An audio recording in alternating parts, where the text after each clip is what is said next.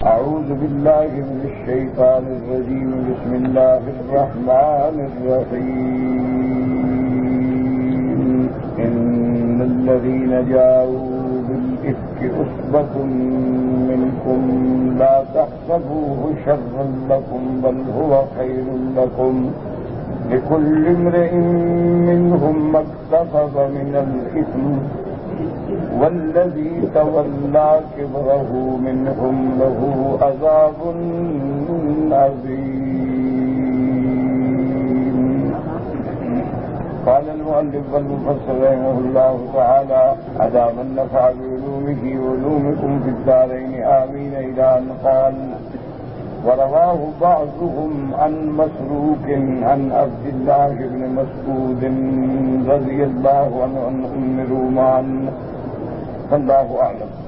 وقوله تعالى: إن الذين جاءوا بالإفك الكذب والبهت والافتراء. اللہ نے فرمایا کہ جو لوگ یہ جھوٹی بات لائے، افک کا معنی ہوتا ہے جھوٹی تہمت گھڑنا، افتراء کرنا. عصبۃ منکم اے جماعت منکم، عصبہ سے مراد ہوتا ہے جماعت. لا تحسبوه شرا لكم اے یا آل ابی بکر. اللہ نے فرمایا کہ ابی بکر ان کو اپنے لیے برا نہ سمجھو، بل هو خیر لکم، بلکہ یہ تمہارے لیے بہتر ہے فی الدنیا والآخرہ. اللہ نے اس کو تمہارے لیے دنیا اور آخرت میں باعث عزت بنا دینا ہے.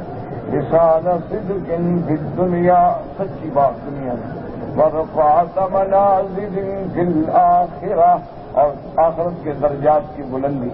وإظہار شرف لهم بإعتناء اللہ تعالی بعائشة ام المؤمنین رضی اللہ عنہا. اور اس میں بی بی عائشہ صدیقہ کی عظمت بیان کہ اللہ نے آپ کی کتنی نگرانی فرمائی، کہ آپ کی برات اللہ نے قرآن میں نازل فرما دی.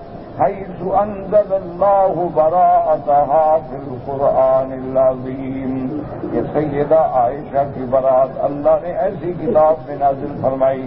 الذی لا یأتیہ الباطل من بین یدیہ ولا من خلفہ، جس کو کسی قسم کا باطل کوئی داخل نہیں ہو سکتا، کسی حال میں نہ آگے سے نہ پیچھے. معنی یہ ہے کہ جس میں باطل کا کوئی لفظ ہی نہیں آتا. ایسے سچے قرآن میں بی بی کی سچائی کی برات کا اظہار ہوا.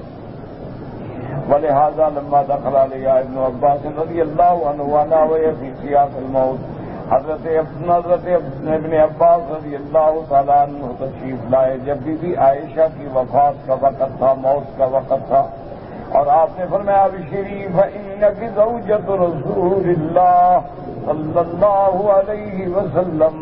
حضرت ابن عباس نے فرمایا کہ مبارک ہو بی بی عائشہ، تمہارے لیے تم محمد مصطفیٰ کی بیوی ہو. وکان یحبک، اور پھر حضور آپ کو محبوب بھی رکھتے تھے. ولم یتزوج بکرا غیرک، اور آپ کے سوا حضور نے کسی کنواری لڑکی سے شادی بھی نہیں فرمائی. یہ اعزاز بھی تمہیں ملا. ونزلت براءتک من السماء، اللہ نے تمہاری برات جو ہے وہ آسمانوں سے قرآن میں نازل فرمائی ہے. تو حضرت ابن عباس نے ان کی موت کے وقت بھی ان کو یہی خوشخبری دی. قال ابن جرير في تفسيره: حدثني محمد بن عثمان الباسطي قال حدثنا جعفر بن عون عن المعلى بن عرفان عن محمد بن عبد الله بن جحش قال: تفاخرت عائشة وزينب رضي الله عنهما فقالت زينب: أنا التي نزلت تزويجي من السماء. اس حدیث میں آتا ہے حضرت عبداللہ بن جحش فرماتی ہیں کہ بی بی عائشہ اور بی بی زینب رضی اللہ تعالی عنہ کے درمیان میں تفاخر، یعنی آپس میں مکالمہ ہوا کہ میری شان زیادہ ہے یا آپ کی شان زیادہ ہے.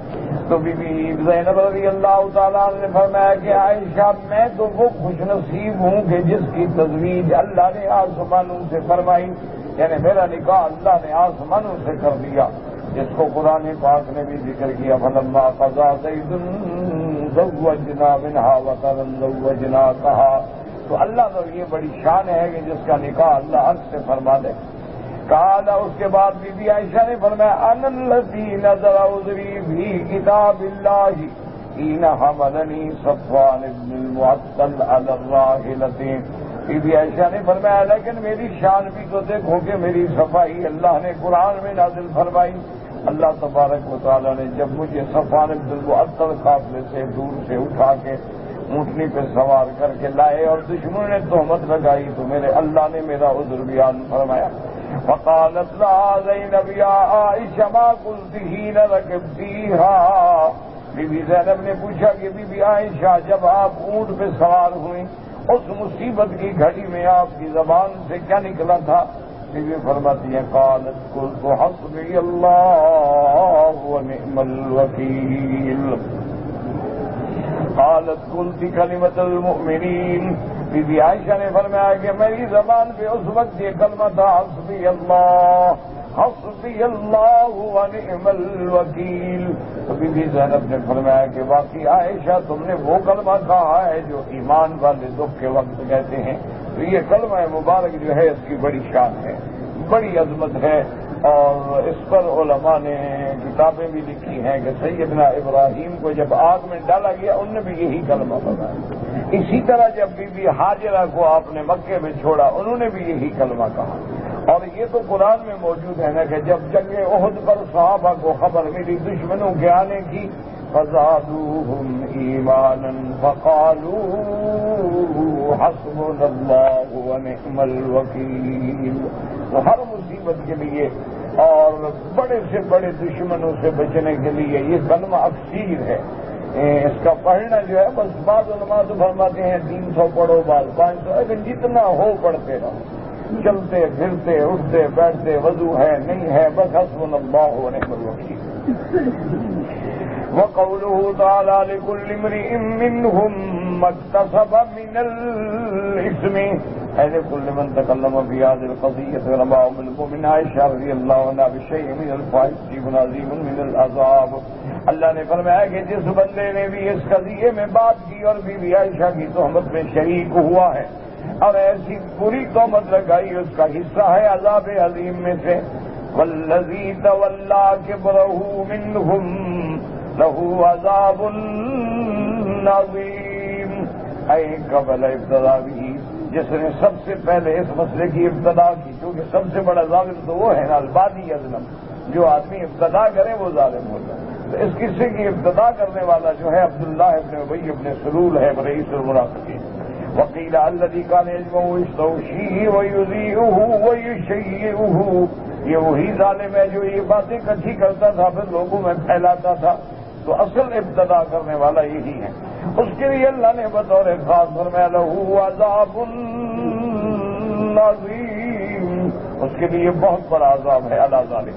ثم الاکثرون علی ان المراد بذلک انما هو عبداللہ ابن ابی ابن سلول قبحہ اللہ تعالی ولعنہ.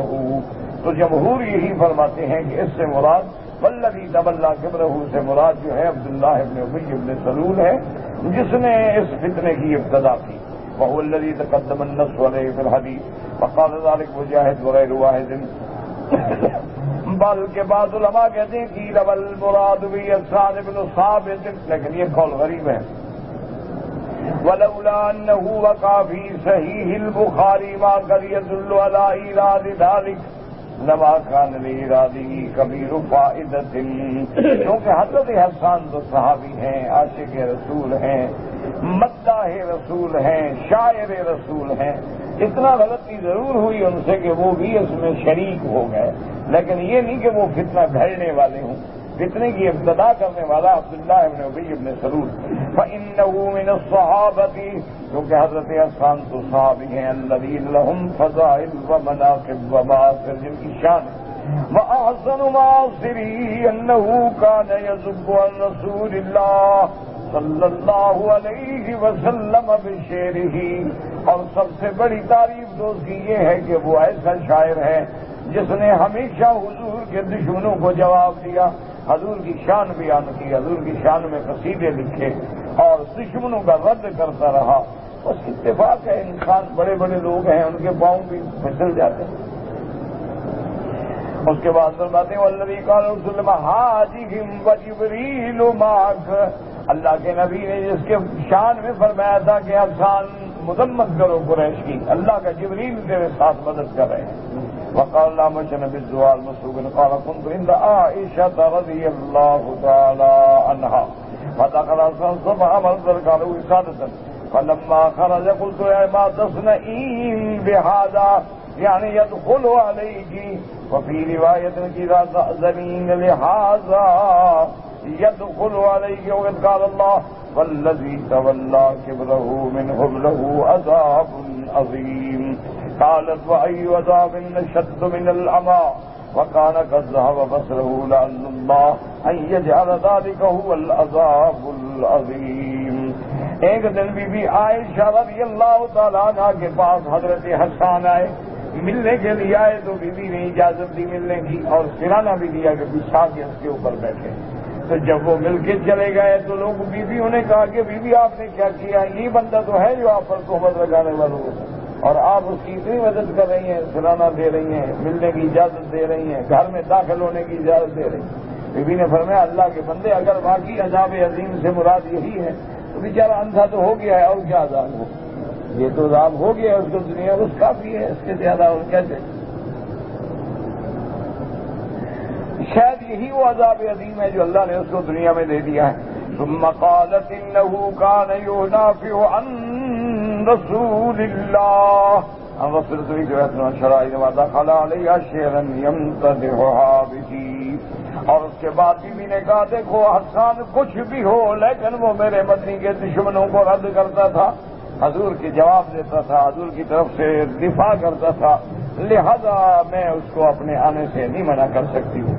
اور یہ بھی کہتی ہے کہ جب حضرت حسان آئے تو بیوی کی شان میں بھی فرمایا حسان رضان ما تظن بغیبت فتصبح غرقا من لحوم الغوافل، کہ وہ بیوی ایسی پاک ہے، ایسی شان والی ہے جس پہ کوئی داغ نہیں، کوئی عیب نہیں. لیکن ایسے بھی لوگ ہیں جو ایسی غوافل کے لحوم بھی کھاتے ہیں، غیبت کرتے ہیں. اور فقال اما انت وليست كذلك، بیوی نے کہا حسان آج تو تم کہہ رہے ہو لیکن تم تو خود اسی میں شریک ہے. وفي روایت میں کہ ليست كذلك قال ابن جرير حدثنا الحسن بن فتح قال حدثنا سلمة بن علقمة قال حدثنا داود بن عمرو أن قال ما سمعت بشعر أحسن من شعر حسان. بیوی ایسا فرماتی تھی کہ میں نے حسان جیسے شعر کسی کے نہیں سنے ہیں. بلا تمثلت بی الا رجوت له الجنہ قوله لأبی سفیان بن الحارث بن عبد المطلب. ابی سفیان کو جب جواب دیا تھا حسان نے، جب میں وہ شعر یاد کرتی ہوں تو میں حضرت حسان کے لیے ہمیشہ جنت کی دعا کرتی ہوں. حجوت محمدا فأجبت عنه وعند الله في ذاك الجزاء. حضرت حسان نے جواب دیا تھا ابی سفیان کو کہ تو نے میرے مدنی کی شکایت کی، میرے مدنی کی شان میں حجب کی، لیکن میں نے جواب دیا اللہ مجھے اس میں جزا دے گی.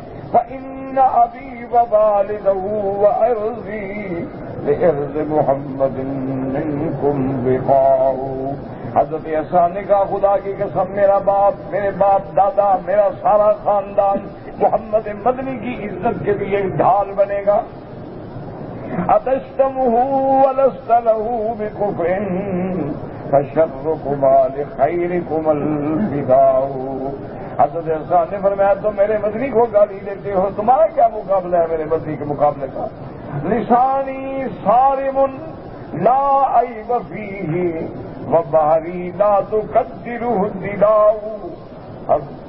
حضرت حسان نے فرمایا کہ لسانی صارم، میری زبان ایک ایسی تلوار ہے جس کے اندر کوئی عیب نہیں، جو میرے مدنی کے خلاف بات کرے گا تو میں اس تلوار کو استعمال کروں گا. وہ بحری، اور میرا جو دریائے علم ہے اس کو تمہارے یہ لوٹے چھوٹے نہیں میلا کر سکتے. تو حضرت حسان حضور کی طرف سے جواب دیتے.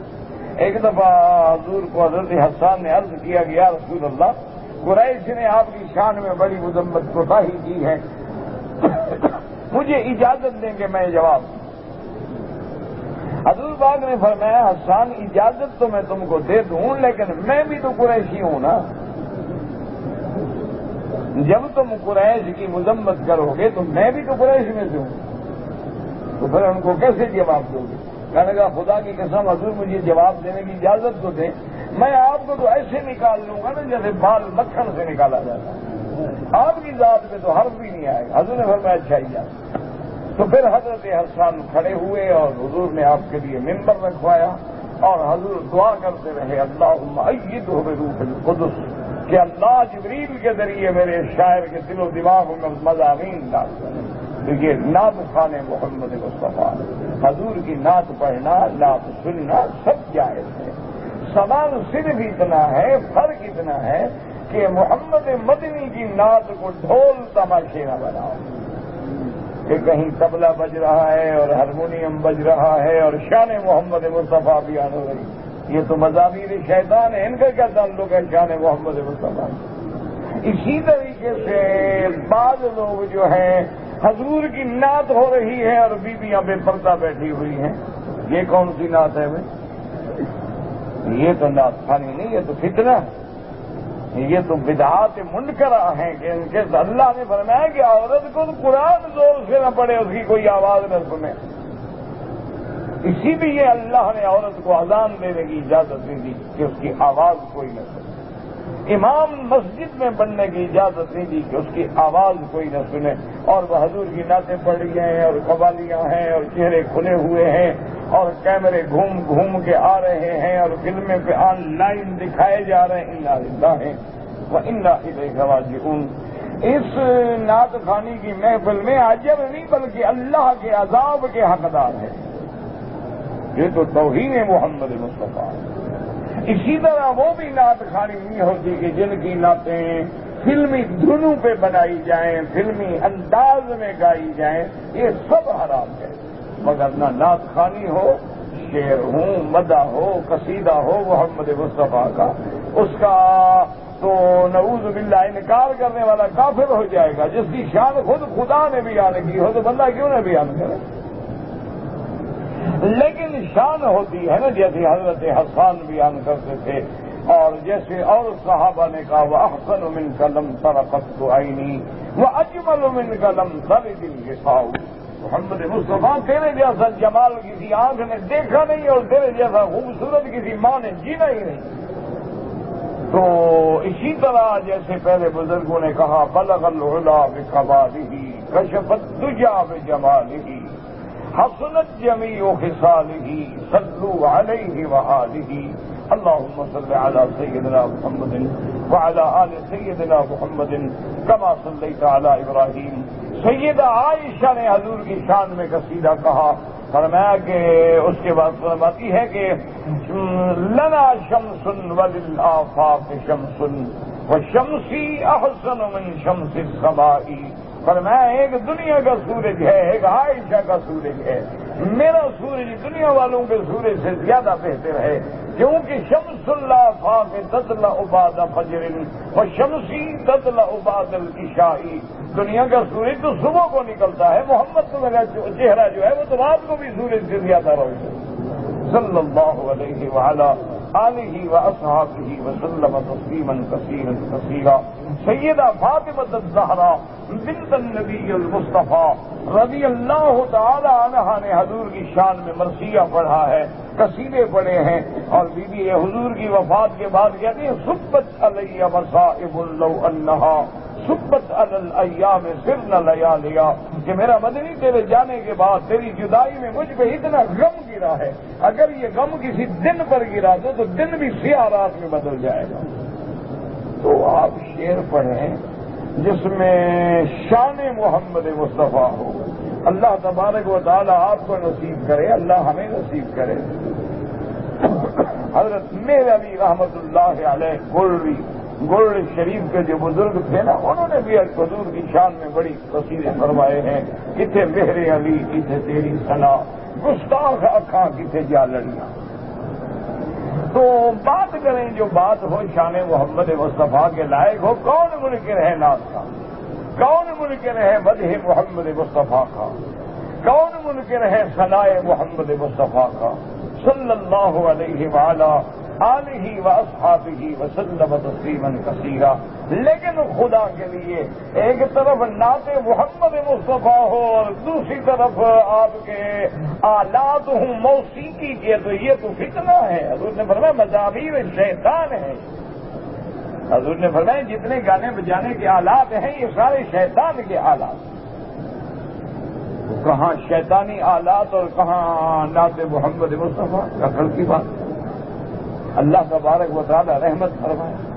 اور یہ کہاں کی قوالی ہے کہ قوالی کہنے والے بھی داڑھی منڈے، سننے والے بھی داڑھی منڈے، سگریٹیں پی رہے ہیں اور پان گندے تمباکو والے منہ میں رکھے ہوئے ہیں اور نعت محمد مصطفیٰ پڑھ رہے ہیں۔ یہ کوئی نعت ہے؟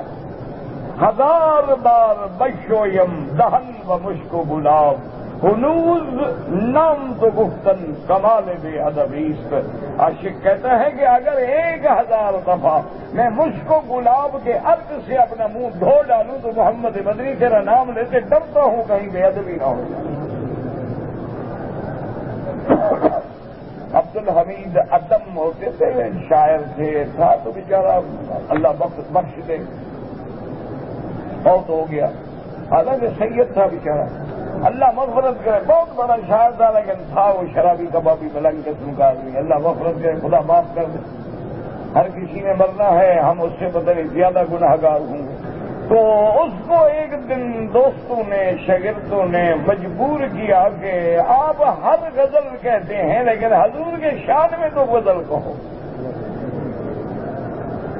تو اسی بے ہوشی میں ایسے کامتے کامتے کہنے لگا با خدا دیوانہ باشی با محمد ہوشیار، کہنے لگا اللہ تو غلطیاں معاف کر دیتے ہیں، مدنی کے شان میں کوتاہی نہیں بخشتا، میں ڈرتا ہوں میں گندا آدمی گندی زبان سے کیسے شان بیان کروں گا، میں شرابی آدمی ہوں، میں شرابی گندی زبان نشے کی حالت میں کیسے حضور کی شان پہ لگا با محمد ہوشیار، خبردار حضور کے بارے میں خیال رکھنا۔ اسی لیے آپ دیکھیں کافر خدا کا گستاخ ہے، اللہ بخش دیتے ہیں، اللہ محمد مدنی کے گستاخ کو نہیں معاف کرتا صلی اللہ علیہ وسلم۔ اسی لیے علماء فرماتے ہیں کہ جو زندیق ہے اس کی توبہ بھی قبول نہیں ہوتی، یعنی جس نے حضور کی توہین کی ہے وہ کہتے ہیں توبہ بھی کرو تو قبول نہ کرو، قتل کر دو اس بدبخت کو۔ توہین محمد مصطفیٰ کرتا ہے، اچھا کافر توبہ کرے تو معاف ہو جاتی ہے، کفر معاف ہو جاتا ہے، لیکن گستاخ نبی کی اللہ توبہ بھی معاف نہیں قبول فرماتے استغفر لہم او لا تستغفر لهم ان تستغفر لهم 70 مرة فلن يغفر الله لهم۔ یہ وہی لوگ ہیں جن نے بی بی عائشہ پہ تہمت لگائی، حضور کے دشمن۔ اللہ نے فرمایا میرا مدنی ان کے لیے بخشش مانگو یا نہ مانگو، 70 دفعہ بھی مانگو میں نہیں بخشوں گا۔ اچھا رحمت کی شان بھی دیکھو، حضور نے فرمایا اللہ نے 70 دفعہ کہا ہے نا کہ 70 دفعہ مانگو تو نہیں بخشوں، میں زیادہ مانگوں 70 سے بڑھا دوں گا تو پھر شاید اللہ معاف کر۔ اللہ نے فرمایا ان کے لیے 1 کروڑ دفعہ بھی مانگو میں نہیں معاف کرتا، بس ختم، مانگو ہی نہیں ان کے لیے۔ فلا تقم علی قبری ولا تصلی علی احد منهم مات ابدا ولا تقم علی قبره۔ میرا مدنی ان کے جنازہ بھی نہ پڑھو، ان کی میت پہ بھی کھڑے نہ ہوں، ان کے لیے بخشش نہ مانگنا کبھی۔ تو یاد رکھیں گستاخ رسول کو تو اللہ بھی نہیں معاف کرتے، زندگی کو تو اللہ بھی نہیں معاف کرتے ہیں، لیکن یہ شان نہیں ہے کہ میری بیٹیاں میری بہنیں میلاد منا رہی ہیں، سارا دن میک اپ میں، سنگار میں، حرام کاری میں، فحاشی میں، عریانی میں، بے حیائی میں گزرتا ہے، میلاد ہو رہا ہے۔ خدا کا خوف کرو۔ یہ کیا ہوا کہ چاہو تو بسنت بنا لو اور چاہو تو میلاد بنا لو، اللہ کے نبی سے بھی ڈرامہ کرتے ہیں۔ اگر تم نے میری بیٹی میلاد محمد مصطفیٰ بنانا ہے تو پھر محمد کی شان کا شرم کرو، پردہ کرو، حیا کرو۔ اگر تمہیں میلاد محمد مصطفیٰ سے محبت ہے تو تیرے گھر میں نماز ہو، تیرے بچوں میں نماز ہو، تیرے گھر میں قرآن ہو، تیرے گھر میں حیا ہو۔ یہ کیا ہے کہ تم نبی کو بھی خوش کرنا چاہتی ہو، ڈرامہ ہے، میلاد منا دیں گے، بس جناب حلوہ کھلا دیں گے، حضور راضی ہو جائیں گے۔ وہ تو اتنی بڑی بے نیاز ذات ہے کہ ایک صحابہ آئے اور انہوں نے کہا کہ یا رسول اللہ، فلاں بندے نے آج کافروں کے خلاف جو جنگ لڑی ہے نا، واہ واہ کمال کر دیا ہے، وہ تو سیدھا جنت میں گیا۔ حضور نے فرمایا کیا کہہ رہے ہو؟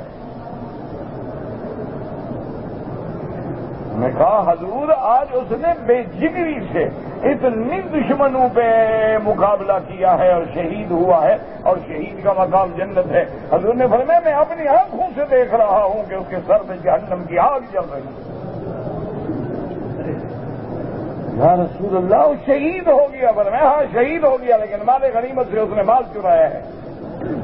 شہید چوری میں پکڑا جا رہا ہے اور ہمارے گھروں میں فلمیں چلتی ہیں، نماز نہیں ہے، اذان نہیں ہے، قرآن نہیں ہے، میلاد منا رہے ہیں، قرآن خوانی۔ جی آج آیت کریمہ پڑھا دو، میرے خامن میں مشکل آ گئی ہے، اللہ کو دھوکہ دے رہے۔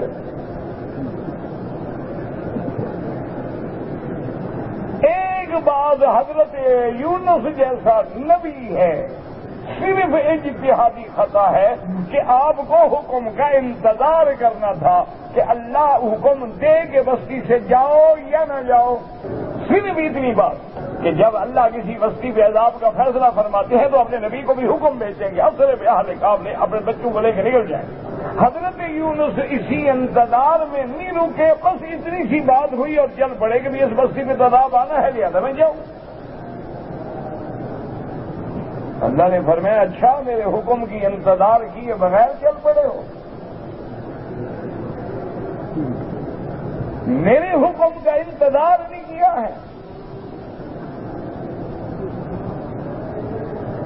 اللہ تبارک و تعالی نے جب کشتی میں آئے، کشتی طوفان میں گھری، ملاحوں نے کہا کہ ایسا واقعہ کبھی نہیں ہوا، معلوم ہوتا ہے کوئی بندہ اپنے مالک سے بھاگا ہوا۔ حضرت یونس کھڑے ہوئے، فرمایا میں وہ بندہ ہوں جو اللہ کے حکم سے بھاگا۔ فرمایا حضرت آپ نبی ہو؟ فرمایا میں ہی وہ بندہ ہوں۔ انہوں نے کہا حضرت پھر اس کو تو ہمیں دریا میں، فرمایا مجھے دریا میں ڈال دو، میں وہ بندہ ہوں۔ العبد العابد، میں وہ بندہ ہوں۔ چلو اللہ نے حکم دیا مچھلی کو قید کرو میرے پیغمبر حضرت یونس، اور ہم نے ایک تماشا بنایا ہوا ہے، نہ نماز ہے نہ روزہ ہے، بس رمضان میں جائیں گے، عمرہ کریں گے، اگلے پیچھے معاف ہو جائیں گے۔ اللہ میاں کو دھوکہ دو گے؟ نہیں، کسی نے کہا ہے ٹھیک ہے رمضان کے عمرے کا اللہ آپ کو اجر دیں گے، لیکن جو بے حیائی کرتے ہیں اس کی سزا نہیں دیں گے۔ اچھا کام کرو گے تو اجر ملے گا، برا کام کرو گے تو سزا ملے گی۔ وَمَن يَعْمَلْ مِثْقَالَ ذَرَّةٍ خَيْرًا یرا ومن یعمل مثقال ذرۃ شرا یرا۔ یہ تو نظام ہے۔ اس لیے ہمیشہ یاد رکھیں اگر آپ نے محبت اور عشق رسول ہے خدا کے لیے، پھر اپنی زندگیوں کو بدل ڈالو۔ زیادہ نہیں کر سکتے ہو، کم از کم فرض نہ چھوڑو بس۔ اگر تم سے زیادہ نہیں ہو سکتا نا تو بس کچھ بھی نہ کرو، صرف نماز فرض ہے، مر جاؤ نماز نہ چھوڑو۔ بیمار ہو کھڑے ہو کے نہیں پڑھ سکتے، بیٹھ کے پڑھ لو۔ بیٹھ کے پڑھنے میں بھی تکلیف ہے، ٹیک لگا کے اشارہ کرو، نماز ہر حال میں پڑھو، نہ چھوڑو۔ پانی منع ہے، وضو منع ہے، تیمم کر دو۔ غسل نہیں کر سکتا ہے، پلید ہے، جنابت کی حالت میں ہے، بیمار ہو گیا ہے، نماز کا وقت ہے، تیمم کر کے نماز پڑھ لو، اشارے سے پڑھ لو، کسی طرح پڑھ لو، حاضری لگا لو۔ نماز فرض ہے، رمضان کا روزہ فرض ہے، اللہ پیسے دے تو 2.5% زکوٰۃ ادا کرنا فرض ہے، اللہ امیر بنائے تو زندگی میں ایک دفعہ حج کرنا فرض ہے۔ بس یہ فرائض کو پکڑو اور منکرات سے بچ جاؤ، زنا سے، ڈاکے سے، چوری سے، قتل سے، ناحق تہمت لگانے سے، بڑے بڑے کبائر گناہوں سے بچ جاؤ، پھر اللہ کی رحمت اور خوف سے تعلق رکھو، انشاءاللہ بیڑا پار ہو جائے گا۔ تاکہ تم کہو کہ نماز نہ پڑھیں بس پیر بڑا مضبوط ہے، تو انشاءاللہ پیر تمہیں خود اپنے ہاتھ سے جہنم لے جائے گا، فکر نہ کرو۔ وہاں اللہ نبی کے بیٹے کو نہیں بخشتے تو پیر کہاں بخشے جائیں گے؟ وہ ایک لطیفہ مشہور ہے نا، ایک آدمی ٹرین میں بیٹھا ہوا تھا تو اس نے پوچھا حضرت آپ کا اس میں گرامیہ سے کہا حضرت خاکسار کو قلب علی کہتے ہیں۔ اس نے کہا حضرت یہ کیا نام ہوا علی کا کتا؟ میں نے کہا جی بس نام رکھ لیا ہے، حضرت علی کے کتے بن گئے، جنت میں چلے جائیں گے۔ انہوں نے کہا جی وہاں تو اللہ میاں کا کتا بھی نہیں جاتا، علی کے کتے کو انہوں نے دیکھا۔ پیر چھڑا لیں گے، سب ڈھکوسلے ہیں، جو خود نماز نہیں پڑھتا تمہیں چھڑا لے گا، جس کی اپنی عاقبت کا پتہ نہیں ہے تمہیں چھڑا لے گا۔ بس فرائض اللہ، یہ عرب کیوں کامیاب ہے ایمان سے؟ نہ یہ نفلیں پڑھتے ہیں، دیکھا ہے آپ نے، نہ تسبیحاں مارتے ہیں، نہ ایک ٹانگ پہ کھڑے ہو کے چیلے کاٹتے ہیں۔ کبھی دیکھا ہے ان کو بیٹھے ہیں بیٹھے، تو سنتیں بھی نہیں پڑھتے، کیونکہ ان کے نزدیک سنت مؤکدہ غیر مؤکدہ کا تو مسئلہ ہے نہیں، ان کے نزدیک سنت ہے، پڑھ لیا ثواب ہے، نہ پڑھو ثواب۔ ان کے ہاں مؤکدہ غیر مؤکدہ واجب کی تقسیم ہی نہیں، یا فرض ہے یا سنت۔ سنت پڑھے گا ثواب ہے، نہیں پڑھے گا تو کوئی آگے فرض پڑھ کے بیٹھ جائیں گے، کھجور کھا رہے کہا پی رہے، سنت ہی نہیں پڑھتے۔ لیکن کیا ہے، عقیدہ پہاڑ کی طرح پکا ہے، ٹکڑے کر دو شرک نہیں کرے گا،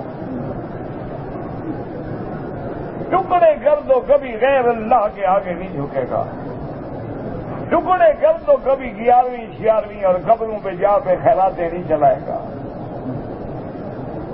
اور اس کو پتا ہے کہ رمضان کا مہینہ آ رہا ہے، جو کمانا ہے اسی میں کما لو، اسی میں لنگر چلائیں گے، کھجوریں جلائیں گے، سبیلیں جلائیں گے، ساری ساری رات تہجد میں کھڑے رہیں گے، قرآن میں کھڑے رہیں گے، سارے سال کی نعمتیں اللہ سے رمضان میں مانگ کے جیب میں ڈال کے گھر چلے جاتے ہیں۔ ایک ہم ہیں جناب ماشاءاللہ، جہاں جھنڈا نظر آیا سجدہ، جہاں قبر پہ دیا جلتا ہوا نظر آیا مرشد، یا غوث مہربانی فرما، وہ خود مر گئے ہیں، تم سے کیا مہربانی کریں؟ نہ وہ زندہ ہیں، اپنی قبر کی مٹی تو ہٹا نہیں سکتے، تھوڑی گرمی دور ہو جائے، تمہیں چھڑا لیں گے۔ عقل کرو، خدا کا خوف کرو۔ اگر کوئی کسی قبر سے مانگنا جائز ہوتا، اللہ کا کعبہ میرے سامنے ہے، سب سے پہلے محمد مدنی سے مانگا جائے۔ میرا ایمان ہے کہ کائنات کی کسی ولی یا کسی نبی کی قبر بھی میری مدنی کی قبر کا مقابلہ نہیں کر سکتی۔ اور یاد رکھو، قیامت آئے گی پتہ چلے گا۔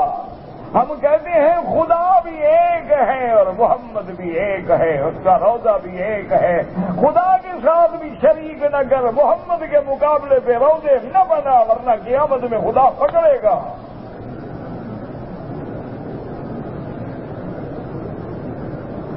ہم نہیں توہین کر رہے، تم توہین کر رہے ہو محمد مصطفیٰ۔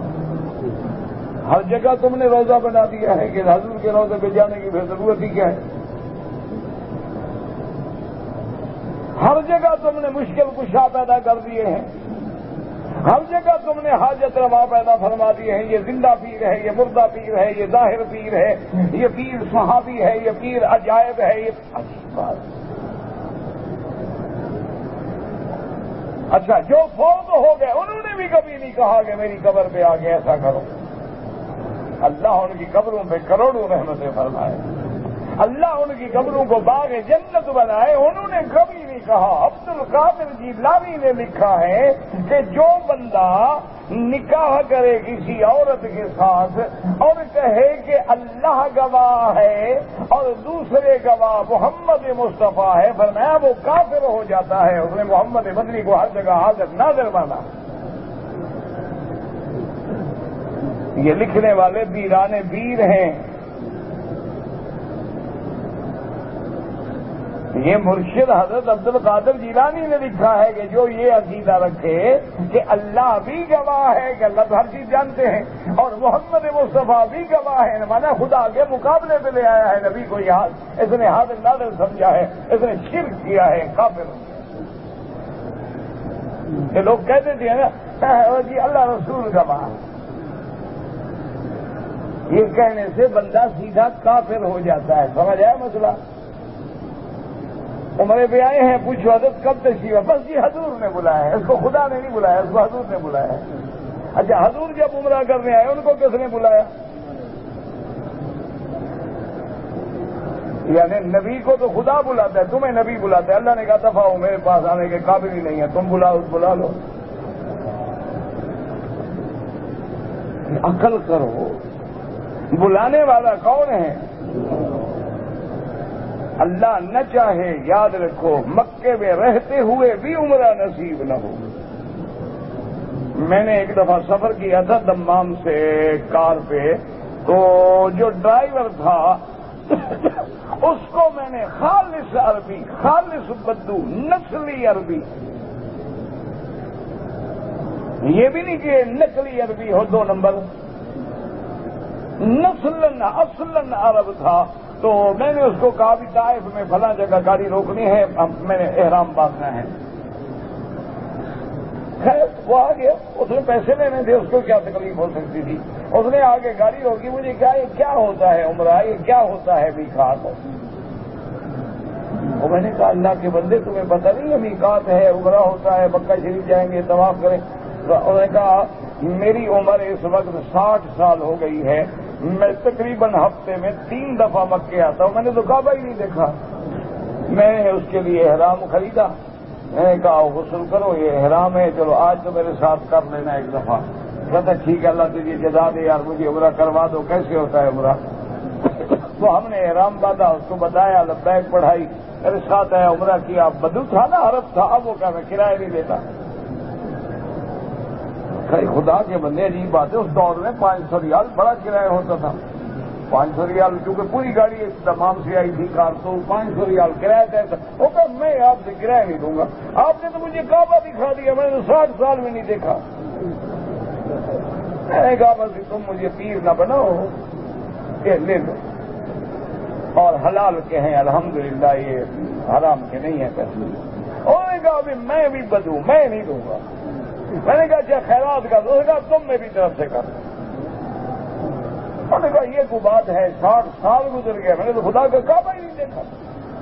تو خدا کا شکر کرو کہ اللہ ہمیں گھر میں لایا ہے، کہہ دو الحمدللہ الحمدللہ الحمدللہ، اور دعا کرو کہ اللہ اس گھر کے برکات ثمرات نصیب فرما، ہمیں اس گھر میں آنے کے بعد اپنا بنا لے، ہمارے عقیدے بدل دے، ہمارے اعمال بدل دے، یا اللہ مشرک کو موحد بنا دے، بدعتی کو محمد مدنی کی سنت کا شہدائی بنا دے، گناہگاروں کو میرا اللہ دین والا بنا دے، اللہ ہماری نسلوں کی بھی حفاظت فرما، یا اللہ مسلمان جس ملک میں ہے اس کی جان مال آبرو عزت کی حفاظت فرما۔ دعا کیا کرو اللہ کے کعبے میں ایک گھڑی ایک نماز تمہیں حرم میں نصیب ہو جائے، اللہ کا شکر کیا۔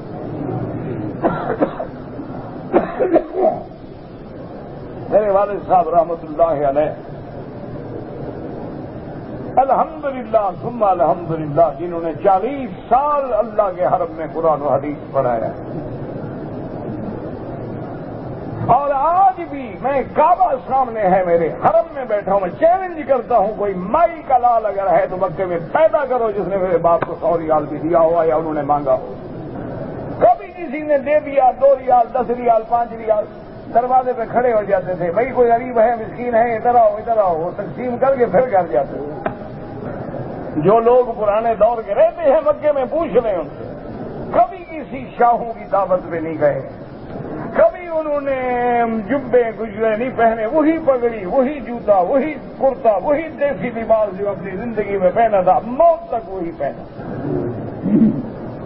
اور اللہ نے علم حدیث میں وہ مقام دیا تھا کہ حضرت مولانا منظور احمد نعمانی رحمت اللہ علیہ اور حضرت علی میاں رحمت اللہ علیہ جیسے عظیم قداور علماء جو تھے وہ بھی آتے تھے کہ حضرت فلاں حدیث حل نہیں ہو رہی اس کی لگئی فرمائیں.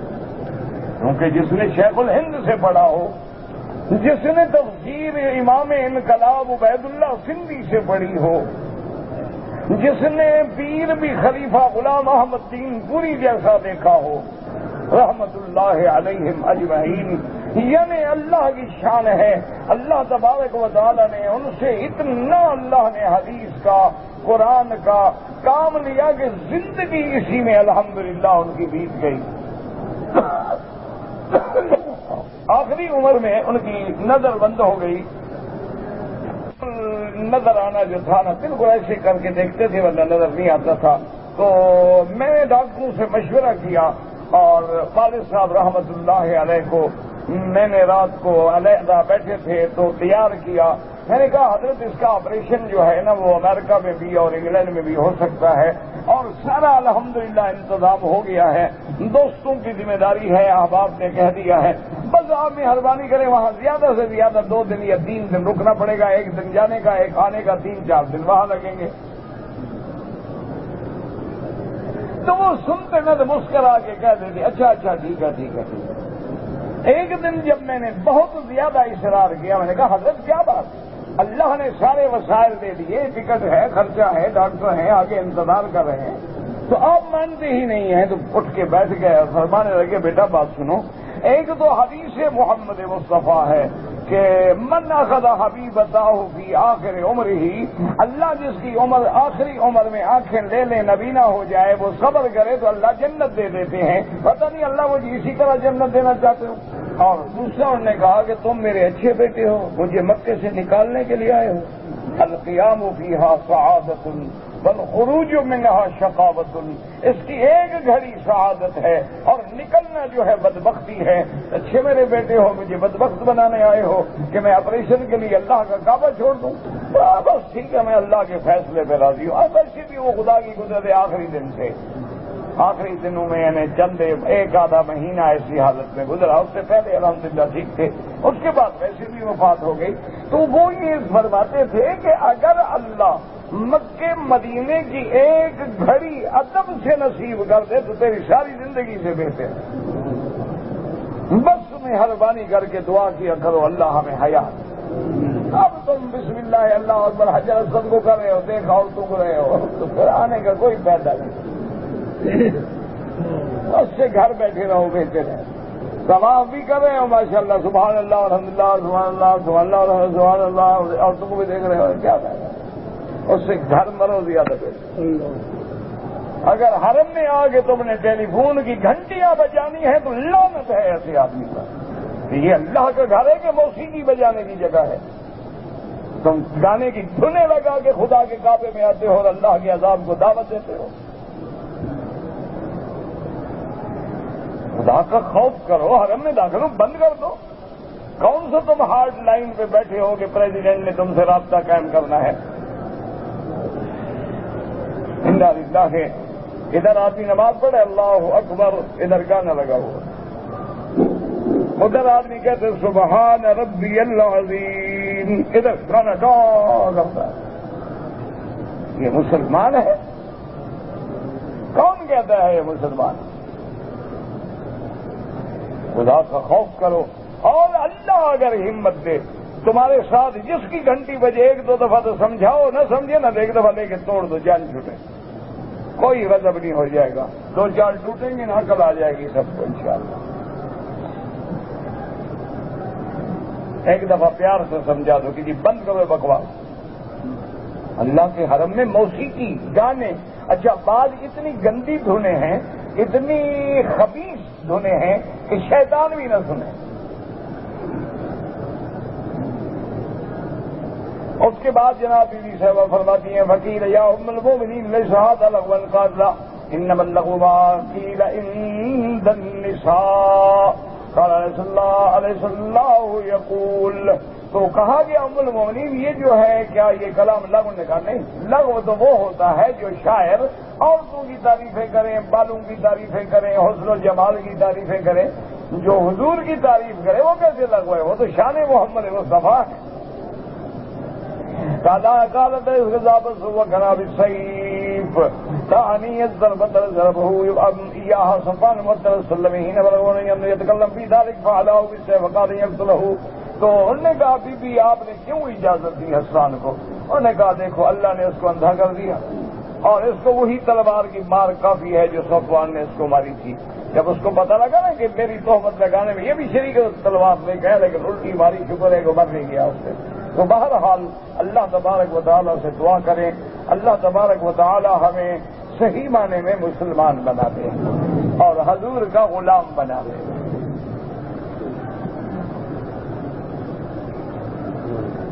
کہتے جی کہ جو حضرات رمضان المبارک میں افطار کرنا چاہیں اجوا کھجور کے ساتھ تو حتیم کے عین سامنے انشاءاللہ ہمارے کچھ ساتھی ہیں یہ وہاں انتظام کرتے ہیں اجوا کھجور مدینے سے منگوا کے افطار کے لیے۔ بہرحال جس کو اللہ توفیق دے آ جائے، نہ آئے نہ آئے، محبت کی بات ہے۔ کہتے جی کہ وراثت کی خود تقسیم جائز ہے۔ میرا بھائی وراثت کی تقسیم بالکل جائز ہے۔ کسی عالم کے پاس جا کے، کسی مفتی کے پاس جا کے بتلاؤ کہ میں ہوں، میری بیوی ہے، بیٹے ہیں، بیٹیاں ہیں، سارا نسب، وہ تمہیں شریعت کے مطابق بنا دیں گے، اس کے مطابق زندگی میں تقسیم کر دو، کوئی بات نہیں، تاکہ موت کے بعد جھگڑے نہ ہوں، لڑائی نہ ہو، فساد۔ لیکن ایک میرا مشورہ ماننا، تقسیم کر دینا، اولاد کو قبضہ نہ دے دینا، مرنے کے بعد خود لے دیں گے، ورنہ انشاءاللہ وہ تمہیں تو کل ہی فارغ کر دیں گے نا۔ یہ خیال رکھنا ہے انشاءاللہ۔ آج کی اولاد بڑی فرما بردار ہے، جس دن تم نے ان کے ساتھ زمین کر دی نا انشاءاللہ دوسرے دن آپ مکہ چلیے، عمرہ کرو، ثواب کماؤ، اپنے پاس قبضہ ضرور رکھنا۔ ہم نے کئی دوست دیکھے ہیں ہمارے، یعنی کہ 50 مربع زمینیں ان نے بیٹوں کو دے دی، وہ بیچارے بیٹھے ہوئے ہیں۔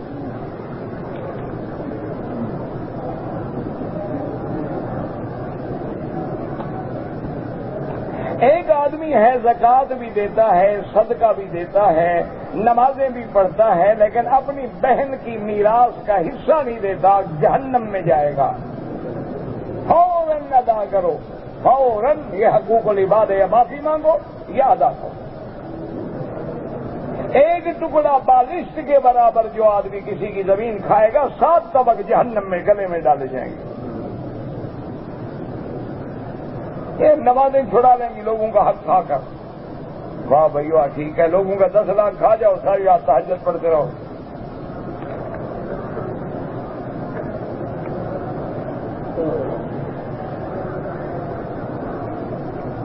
ہمارے ہاں اکثر زکوٰۃ جو ہے پیشہ وروں کو دی جاتی ہے، نہ دیں نا پیشہ وروں کو، آپ زکوٰتیں اپنی مدارس میں دیں اور مدارس دینیہ کو جا کے بتلائیں گے یہ زکوٰۃ کے پیسے ہیں تاکہ اس کو وہ زکوٰۃ کے مطابق خرچ کریں۔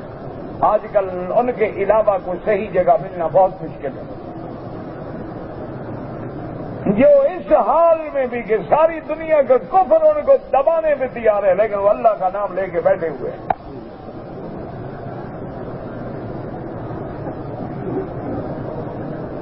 کہتے جی کہ موبائل میں قرآن پاک ریکارڈ ہوتا ہے، اس کو حمام میں لے جاتے ہیں، بہرحال نہ لے جانا بہتر ہے، لیکن اتنا گناہ نہیں جیسے مصحف لکھے ہوئے کو لے جانا ہوتا۔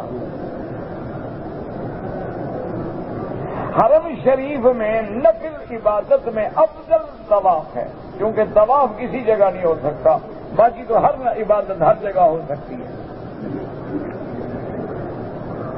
اگر کوئی مجبوری ہو اور آدمی زمزم کے پانی سے چائے بنا لے کوئی بات نہیں، پانی ہے اللہ کے بندے۔ اب اتنے بڑے سوال تو میں تو فارغ ہو کے یہی کرتا رہوں نا۔ حضرت علی کو کرم اللہ کیوں کہا جاتا ہے؟ تو تکریم ہے۔ بعض علماء کہتے ہیں کہ انہوں نے چونکہ بچپن میں بھی کسی بت کو سجدہ نہیں کیا۔ 15 شعبان کو روزہ رکھنا بدعت ہے، پورے سال میں کتنے روزے رکھے؟ ہر مہینے میں 3 روزے، 13، 14، 15، اسی طرح سوموار اور جمعرات، اور اسی طرح 2 روزے عاشورہ کے اور باقی رمضان کے۔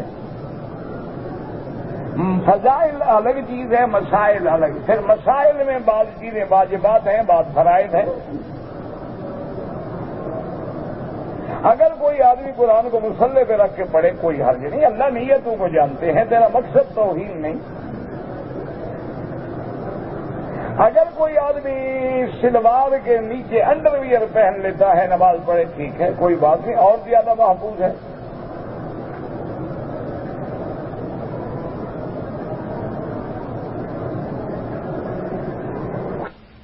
دونوں لڑکے آپس میں برا کام کریں، توبہ کریں، استغفار کریں اور آئندہ اس لعنت سے بچیں، ورنہ اس کی سزا شریعت میں قتل کے بعد آگ میں ڈالنا ہے۔ کوئی آدمی مدرسے یا مسجد کے چندے میں سے کمیشن لیتا ہے، ٹھیک ہے، آخر وہ جو جاتا ہے وصولی کرنے وہ کہاں سے کھائے گا؟ حضور کے زمانے میں جب لوگ زکوٰۃ کے لیے عامل بھیجے جاتے تھے تو ان کو تو مزدوری دی جاتی تھی۔ یہ کیا ہے کہ وہ نوکر ہے تمہارا؟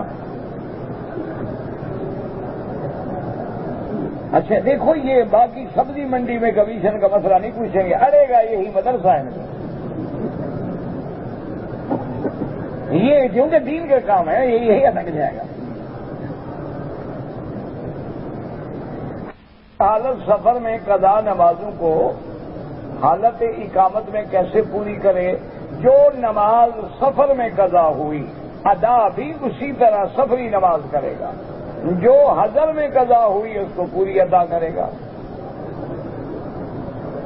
اگر مقتدی فرش پہ کھڑے ہیں، امام مصلی بچھا دے، کوئی حرج نہیں۔ نماز میں بھیڑ ہونے کے باوجود جہری نمازوں میں امام مائک استعمال نہ کرے۔ اگر مکبر کا انتظام ہے، لوگوں کی نماز خراب نہیں ہوتی تو سپیکر کا استعمال نہ کرنا افضل ہے۔ حضور نے کبھی نہیں کیا، یہ تو مجبوری ہے۔ بغیر ٹوپی کے نماز ہو جاتی ہے، لیکن یہ مسئلہ نہیں کہ ہو کے اتار کے پھینک دو۔ وضو کا پانی کھڑے ہو کے پینا سنت ہے، پی سکتا ہے۔ جمعہ کی نماز واجب ہے، فرض ہے۔ جمعہ کے بعد پہلے 2 رکعت سنت ہیں یا 4، پہلے 4 بعد میں بھی 4۔ اگر خفین کا حصہ پھٹ جائے جس میں پانی داخل ہو جائے تو مسئلہ ناجائز ہے۔ شیعہ پیروں کا مسئلہ کرتے ہیں، شیعہ سے پوچھیں۔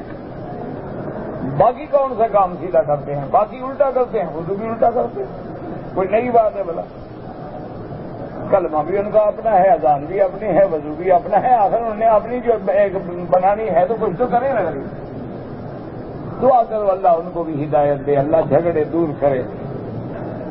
ہم لوگ کو ایسے آتے وقت اکثر قافلے ظہر عصر کی نماز صاف پڑھاتے ہیں، کوئی حرج نہیں، پڑھ لیا کرو، کوئی کفر اسلام کی جنگ نہیں۔ سے آتے ہوئے میقات سے احرام باندھ کے عمرہ کر لیا ہے، اب اگر عمرہ کرنا چاہیں تو حد حرم سے باہر جانا ہوگا، مسجد عائشہ جائیں، جیرانہ جائیں، کہیں جائیں۔ اگر کوئی زندہ رشتہ دار ہے، طواف اپنے لیے کرو، اس کے لیے دعا کرو۔ میں عمرہ کے ارادے سے آیا، پشاور سے قطر سے جدہ۔ قطر میں جب لوگ احرام باندھ رہے تھے یاد آیا، ایئرپورٹ بہت کوشش کیا، نہیں ملا، میں نے جدہ ایئرپورٹ پہ احرام باندھا۔ ایک بکری بھی ادا کر دیں، انشاءاللہ آئندہ کبھی آپ کو احرام نہیں بھولے گا۔ پشاور سے چلا ہے، پہلے تو یاد ہی نہیں کہ میں نے کیا کرنا۔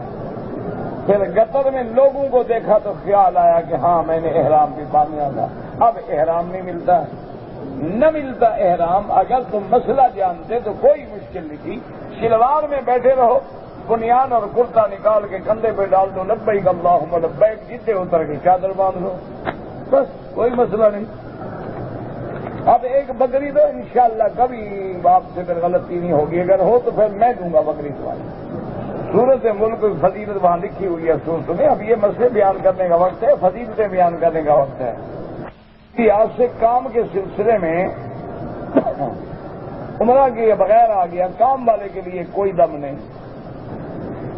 بہرحال اگر بیوی بچوں کو لینے کے لیے آئے پھر بھی تو ایک کام ہے نا، پھر بھی دن سے بچ جائے گا، لیکن کوشش یہی کرو کہ جب بھی ریاض سے آؤ تو احرام باندھ کے آؤ۔ میرے پیسے پاکستان بینکوں میں جمع ہیں، بینک والے زکوٰۃ خود بخود کاٹ لیتے ہیں۔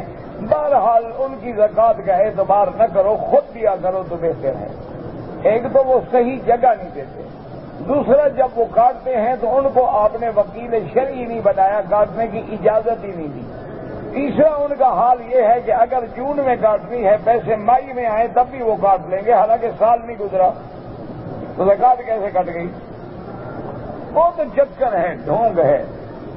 اچھا پھر جن کو زکوٰۃ دیتے ہیں نا جی، مدرسے والوں کو 50,000 کا چیک دے تو 5,000 پہلے کلرک لیتا ہے، کہتے ہیں 5,000 بھی لے دو تو 50 کا چیک لے جاؤ۔ اچھا اللہ کا شکر ہے دینے والا بھی حرام کھا رہا ہوتا ہے، آگے بھی صرف بورڈ لگا مدرسہ وہاں بھی نہیں ہوتا۔ جو صحیح مدرسہ ہے وہ ایسی غلطیاں کرتے بھی نہیں الحمدللہ۔ شریف میں ایک نماز کا ثواب 1,00,000 ملتا ہے یا ایک رکعت کا؟ رکعت نماز سے باہر ہے، یہ عقل کرو، خدا کا خوف کرو۔ اشہد ان لا الہ الا اللہ حدیث میں ہے۔ رفع یدین جو کرتے ہیں انشاءاللہ ان کی نماز بھی درست ہے، جو نہیں کرتے ان کی بھی درست ہے۔ یہ کیونٹی کی تحقیق پر وہ اخبار پڑھنے، واشنگٹن پوسٹ میں خبر آئی تھی، اب مجھے نام تھوڑے یاد ہیں ان کے۔ نماز میں جب کھڑے ہوں تو پاؤں برابر ہوں، یہ ضروری نہیں ہوتا کہ پاؤں پہ پاؤں رکھو، مانا ہے کہ گٹے کے برابر گٹا ہو، کندھے کے برابر کندھا ہو، صف ٹیڑھی نہ ہو، ورنہ ایک آدمی کا قد لمبا ہے ایک کا چھوٹا ہے، کیا کریں گے؟ نیچے اینٹیں رکھیں گے۔ مانا ہے سب سیدھی کرو۔ آپ کہو جی اس کا کندھا ملاؤ، کیسے ملائے؟ اللہ کے بندے مانا ہے سب سیدھی کرو، درمیان میں فاصلہ نہ چھوڑو، سب ٹیڑھی نہ ہو، اللہ نظر نہیں فرماتا ہے۔ امام صاحب کے پیچھے فاتحہ نہ پڑھنے سے نماز ہو جاتی ہے، بالکل ہو جاتی ہے۔ حضور کی حدیث ہے کہ امام کے پیچھے چپ رہو۔ اگر کسی نے 5 طواف ایک دفعہ کیے ہیں اکٹھے، بعد میں ہر طواف کی 2 رکعت پڑھے۔ اگر کوئی آدمی کسی جانور سے بدفعلی کرے، اس کو ذبح کر کے دفن کر دو، آدمی کو سزا دو، لیکن شریعت سزا دے گی۔ میں نے پاکستان سے عمرہ کیا، سر منڈوا لیا تھا، پھر میں مدینہ منورہ گیا، واپسی پہ عمرہ کیا لیکن سر نہیں منڈایا، دم پڑ گئی۔ سر بھی منڈاؤ، دم بھی ادا کرو۔ جتنے دفعہ عمرہ کرو، بال ہوں یا نہ ہوں اس طرح پھروانا ہوگا۔ دم کیا ہوا گوشت کھا سکتے ہیں، خود نہیں کھا سکتے، غریبوں کو کھلاؤ۔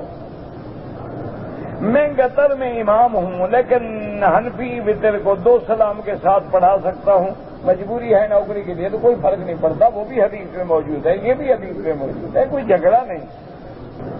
تمام روایات حدیث میں موجود ہیں، جو بھی پڑھتے ہیں انشاءاللہ صحیح پڑھتے ہیں۔ اگر کسی نے عمرے پہ آیا تھا لیکن یہاں چوری چھپے کام بھی کرتا رہا، وہ پیسے اس کی مزدوری حلال ہے۔ میری بیوی نے میرے گنجا ہونے کے بعد احرام کھول دیا، بال نہیں کاٹے تو اب کاٹ دو نا بال اس کے۔ جب تک بال نہیں کاٹے گی عورت، وہ بھی احرام سے نہیں نکلے گی۔ اور نے سوچا ہوگا بھی چلو یہ جو گنجا ہو گیا تو میرا کام بھی ہو گیا، اس کے بعد الگ کرنے ہوں گے، ضروری ہے۔ ایک آدمی کی شادی طے ہو گئی، نکاح ہوا، نکاح میں لڑکی کے باپ اور بھائی نہیں آئے لیکن انہوں نے ایک آدمی کو وکیل بنایا، انہوں نے شرکت کی، بالکل نکاح ٹھیک ہے۔ بہرحال لڑکی بھی راضی ہے، ٹھیک ہے، والدین نے بھی اپنا وکیل بنا کے بھیج دیا، ٹھیک ہو گیا۔ مسافر اگر مقتدی امام کے پیچھے نماز پڑھے تو پھر پوری نماز پڑھے گا، کیونکہ امام کے ہم تابع ہیں۔ امام 4 نماز رکعتیں پڑھے گا، ہم بھی 4 پڑھیں۔ کہتے جی کہ بعض تبلیغی جماعت کے لوگ جو ہیں وہ لوگوں کو 4 مہینے سال کے لیے باہر لے جاتے ہیں، عورتوں کے حقوق رکتے ہیں۔ یہ جو تنخواہ پہ یہاں 2 سال کے کنٹریکٹ پہ آئے ہوئے ہیں، ان کا مسئلہ تم بتا دو، ان کا میں بتا دیتا ہوں۔ یہ جو 2 سال کے کنٹریکٹ کر کے کامے پہ نوکری کرنے آئے ہیں اور 4 سال سے واپس نہیں گئے، ان کے بیویوں کے بارے میں کیا فتویٰ ہے، یہ تم بتا دو، وہ میں بتا دیتا ہوں۔ اٹکا وہی دین والی بات ہے، یہ مسئلہ کوئی نہیں پوچھتا۔ انا للہ و انا الیہ راجعون۔